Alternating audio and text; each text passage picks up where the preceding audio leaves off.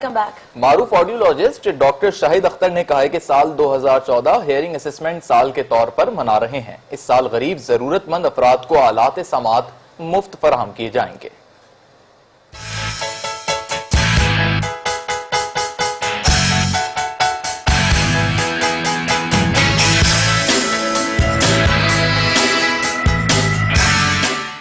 کراچی کے معروف آڈیولوجسٹ ڈاکٹر شاہد اختر کہتے ہیں کہ 45 سال یا اس سے زائد عمر کے 80% افراد کسی نہ کسی سطح پر سماعت کے مسائل کا شکار ہیں۔ میٹرو ون نیوز کے امپلائیز کے سماعت ٹیسٹ کرتے ہوئے ڈاکٹر شاہد اختر نے بتایا کہ پیدائش کے بعد بچوں میں دیگر ٹیسٹ کے ساتھ ساتھ سماعت کے ٹیسٹ بھی کرائے جائیں۔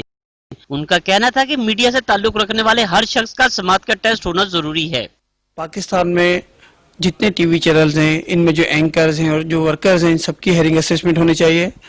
اس کے ساتھ ساتھ جتنے ہمارے سیاستدان ہیں، سیاسی جماعتیں ہیں، ان تمام لوگوں کو اپنی ہیئرنگ اسسمنٹ کروانی چاہیے۔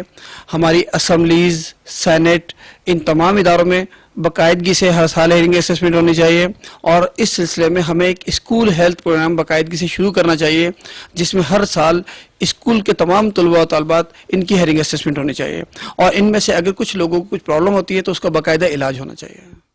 ڈاکٹر شاہد اختر کا کہنا ہے کہ سماعت کے ٹیسٹ کی آگاہی کے لیے شہر کے مختلف سرکاری اور نجی اداروں میں بھی سماعت ٹیسٹ کے لیے کیمپ لگائے جائیں گے۔ کیمرہ مین عمار خان کے ہمراہ محمد ادریس ارائم، میٹرو ون نیوز، کراچی۔